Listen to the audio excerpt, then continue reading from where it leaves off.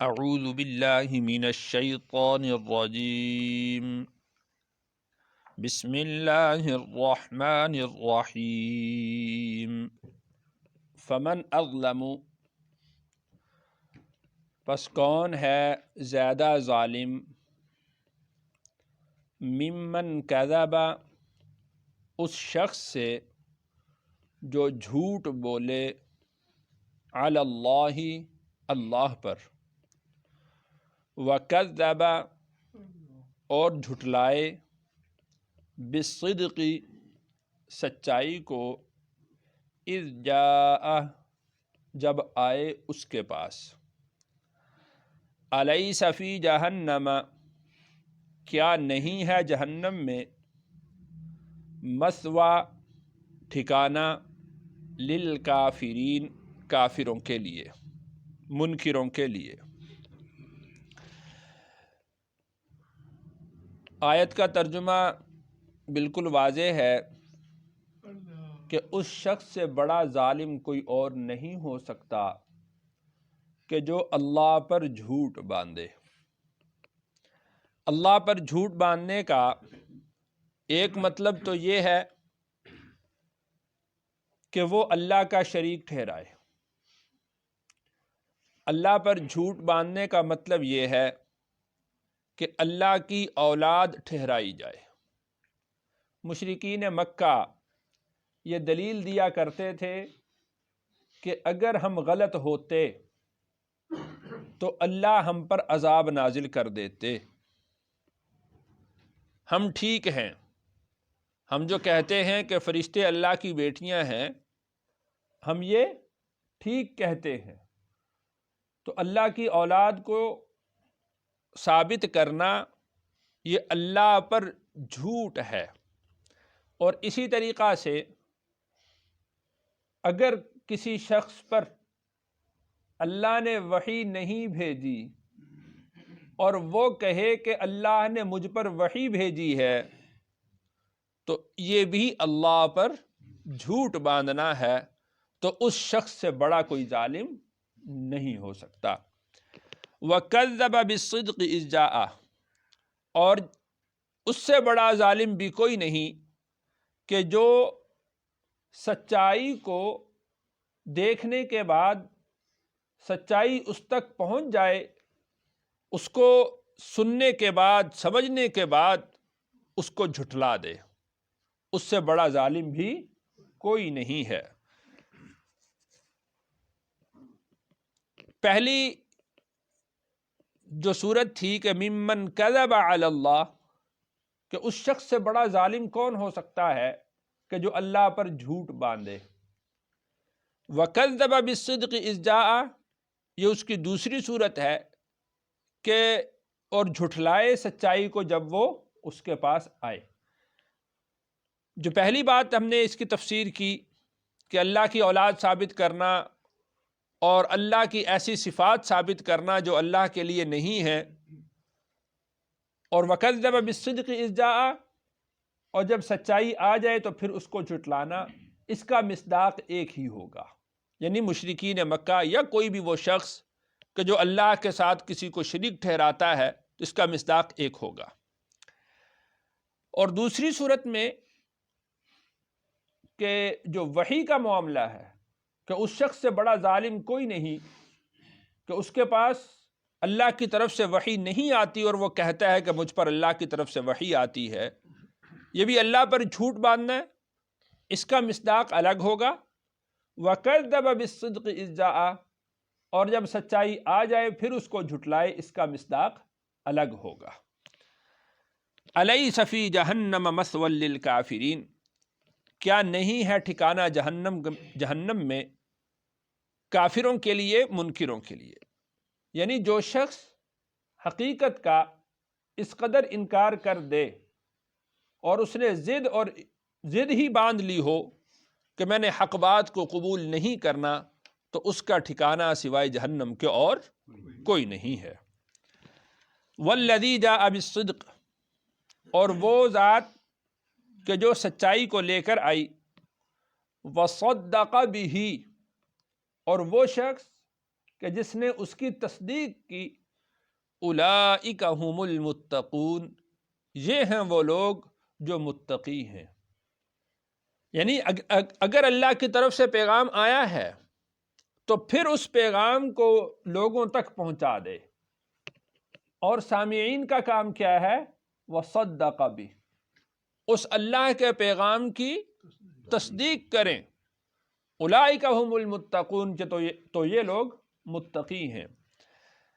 بعض مفسرین کرام نے والذی جاء بالصدق، کہ اور وہ شخص جو سچائی کو لے کر آیا، اس سے مراد رسول اکرم صلی اللہ علیہ وسلم کی ذات لی ہے۔ وصدق بہ، اور جس نے اس کی تصدیق کی، اس سے مراد حضرت صدیق اکبر رضی اللہ عنہ، حضرت ابو بکر رضی اللہ عنہ کو مراد لیا ہے۔ اولئک ھم المتقون، اور یہی لوگ ہیں جو متقی ہیں، یہی لوگ ہیں جو تقوی اختیار کرنے والے۔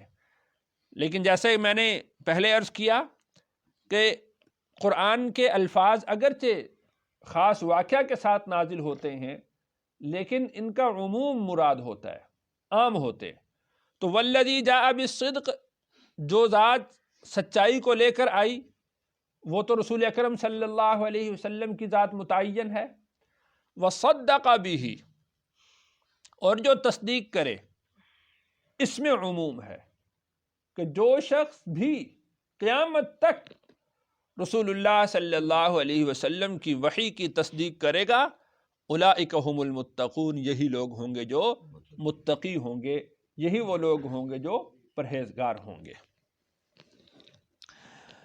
اسی وجہ سے متکلمین یہ فرماتے ہیں کہ اصل ایمان ہی اس چیز کی تصدیق ہے جو رسول اللہ صلی اللہ علیہ وسلم لے کر آئے۔ ایمان کا جو اصل ہے وہ یہی ہے کہ بما جاء بہ النبی صلی اللہ علیہ وسلم، کہ جو رسول اللہ صلی اللہ علیہ وسلم نے ہمیں بتلا دیا کہ اصل ایمان وہی ہے۔ اب وہ کسی کی سمجھ میں آتا ہے یا نہیں آتا، کسی کے فہم میں اترتا ہے یا نہیں اترتا، بس اس کی تصدیق کرے جو رسول اللہ صلی اللہ علیہ وسلم نے بیان کر دیا ہے۔ لہم، ان کے لیے ہے، ما یشاؤون، جو وہ چاہیں گے، عند ربہم، ان کے رب کے پاس۔ یعنی اہل ایمان، متقین اور پرہیزگاروں کے لیے اللہ نے ہر وہ چیز تیار کر رکھی ہے، اللہ کے پاس ہر وہ نعمت موجود ہے، ما یشاؤون، جو وہ چاہیں گے۔ ذالک جزاء المحسنین، یہ بدلہ ہے نیکی کرنے والوں کا، کہ ان کے لیے جو کچھ وہ چاہیں گے اللہ تعالیٰ ان کو عطا فرمائیں گے۔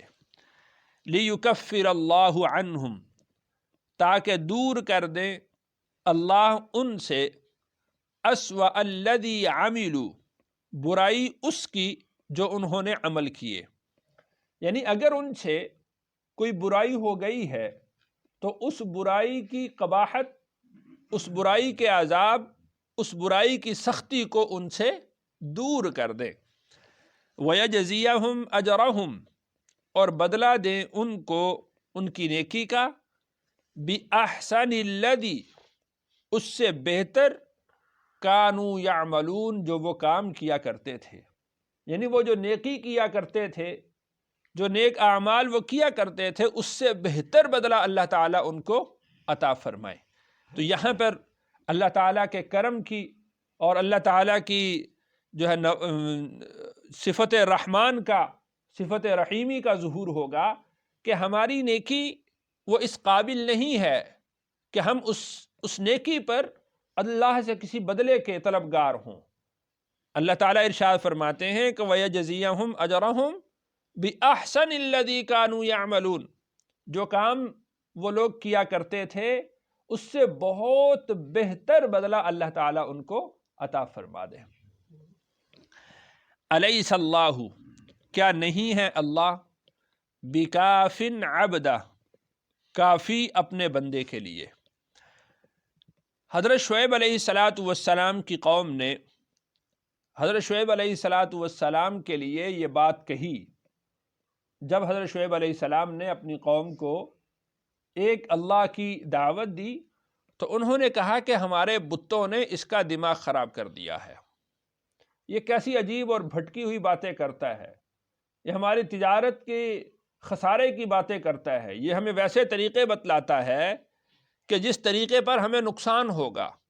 تو یہ نتیجہ ہے اس بات کا کہ یہ ہمارے بتوں کو برا کہتا تھا، نعوذ باللہ ہمارے بتوں نے ان کی عقل معوف کر دی ہے۔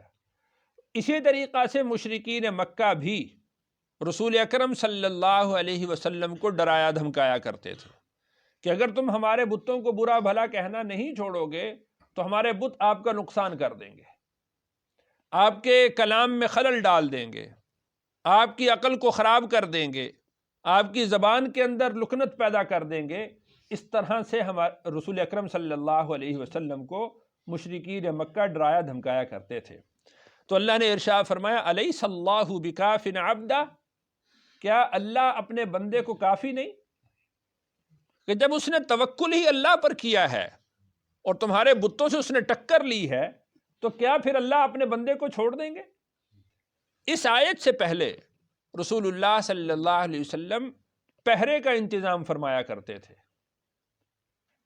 پہرا لگوایا کرتے تھے کہ کسی قسم کا کوئی شخص کوئی نقصان نہ پہنچائے، لیکن جب یہ آیت نازل ہوئی تو آپ علیہ الصلوۃ والسلام نے پہرا بھی ہٹا دیا اور خالص توکل وہ اللہ کی ذات پر، کہ جب اللہ نے کہہ دیا ہے کہ اللہ اپنے بندے کے لیے کافی ہے تو اب تو کسی پہرے کی بھی ضرورت نہیں ہے۔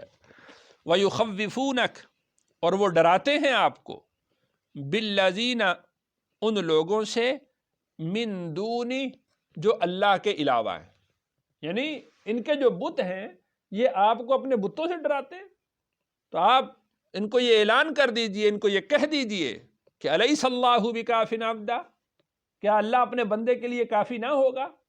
یعنی جب ایک رسول اللہ صلی اللہ علیہ وسلم نکلے ہی اللہ کی توحید کے لیے ہیں، نکلے ہی اللہ کے کام کے لیے ہیں، تو کیا اللہ اپنے بندے کے لیے کافی نہ ہوں گے؟ وَمَن يُضْلِلِ اللَّهُ، اور گمراہ کر دے اللہ جس کو، فَمَا لَهُ، پھر نہیں ہے اس کے لیے، من ہاد، کوئی رہنما، کوئی بھی ہدایت دینے والا پھر اس کو نہیں ہے۔ وَمَن يَهْدِ اللَّهُ، اور جس کو ہدایت دے اللہ، فَمَا لَهُ مِن مُضِلٍ، پھر نہیں ہے اس کے لیے کوئی گمراہ کرنے والا، یعنی جس کو اللہ راہ راست پر لے آئیں تو پھر اس کو کوئی گمراہ نہیں کر سکتا، اور جس کو اللہ نے بھٹکا دیا ہو تو پھر اس کو کوئی بھی راہ راست پر نہیں لا سکتا۔ الیس اللہ، کیا نہیں ہے اللہ، بعزیز، زبردست، ذی انتقام، بدلہ لینے والے، یعنی تم رسول اللہ صلی اللہ علیہ وسلم کو تکلیفیں پہنچاتے ہو، اور رسول اللہ صلی اللہ علیہ وسلم تو دنیا میں اللہ کے نمائندے ہیں، اللہ کے پیغمبر ہیں، اور اللہ نے وہ اعزاز عطا فرمائے ہیں کہ جو اس سے پہلے اللہ نے کسی نبی کو اعزاز عطا نہیں کیے، تو تم میرے نبی کو تنگ کرتے ہو، تکلیفیں پہنچاتے ہو، تو کیا الیس اللہ بعزیز ذی انتقام، کیا اللہ تعالیٰ زبردست نہیں ہے؟ کیا اللہ تمہیں پکڑ نہیں کریں گے؟ کیا اللہ تمہاری گرفت نہیں کریں گے؟ اور کیا جو تم اعمال کر رہے ہو کیا اللہ تمہیں ان اعمال کا بدلہ نہیں دیں گے؟ یقینی طور پر اللہ تعالیٰ کی ذات زبردست ہے، ساری کی ساری قدرتوں کی مالک ہے، اور ایک ایک عمل کا ان کو بدلہ دیا جائے گا۔ اللہ تعالیٰ سے دعا ہے اللہ تعالیٰ مجھے اور آپ کو عمل کی توفیق نصیب فرمائے۔ الحمدللہ رب العالمین والعاقبۃ للمتقین والصلاۃ والسلام سید الرسل وخاتم الانبیاء۔